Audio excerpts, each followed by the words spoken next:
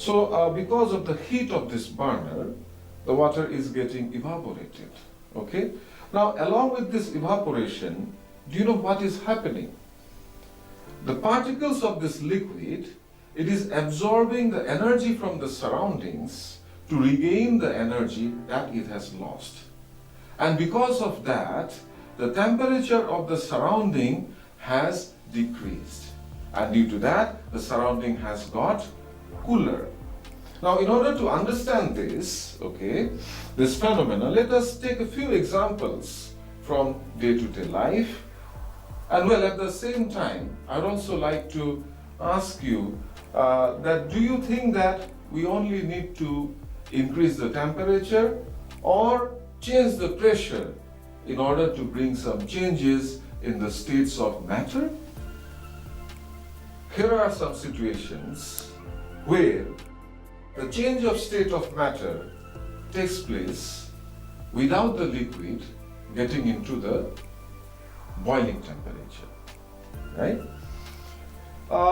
What are those examples? So for example, you must have kept some, or you must have seen some water being put in a bowl, and if you leave it unattended, after some hours or maybe next day, you see the water disappearing. Where does that water go, right?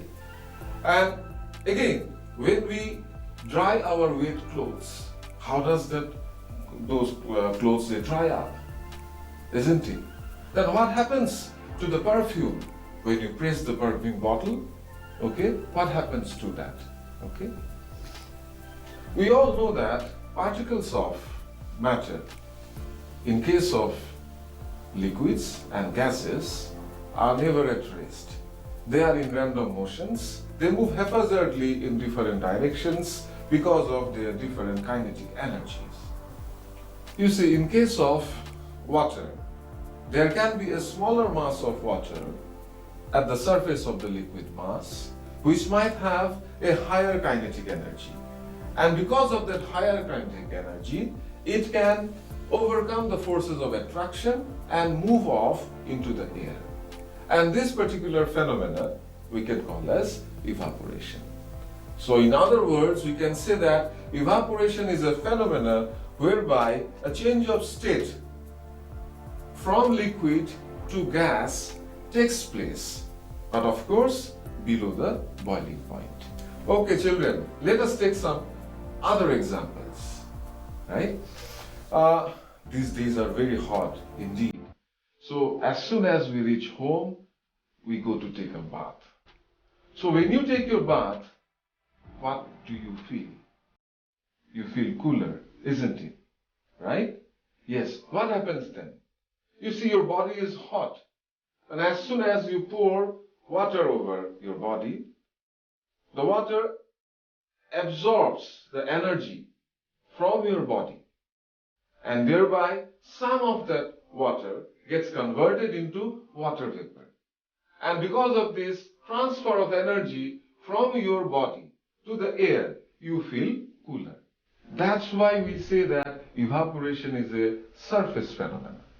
This is a phenomena where any liquid can get transformed into gas by absorbing energy from the surroundings, as well as it can take its own energy in order to get converted into gas. Let's take another example. Have you seen people pouring water on the rooftops when it is too hot?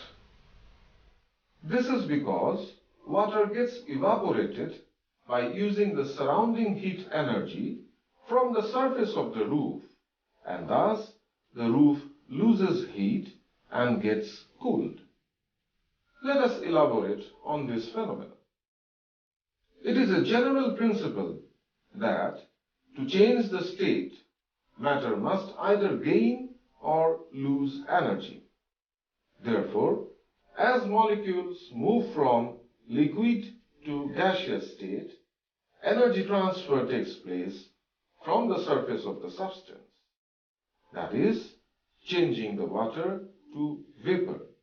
Now latent heat is required, which it is getting from the surrounding, that is, the surface of the roof. As a result, the temperature of the surface of the roof decreases. Now you know what happened here? The heat from the roof got transferred into the air, thereby making it cooler. The rate of evaporation depends on the temperature of the liquid. Higher the temperature of the liquid, quicker is the rate of evaporation. Even if the temperature of the liquid reaches the same level as that of the surrounding, it will still release molecules into the air.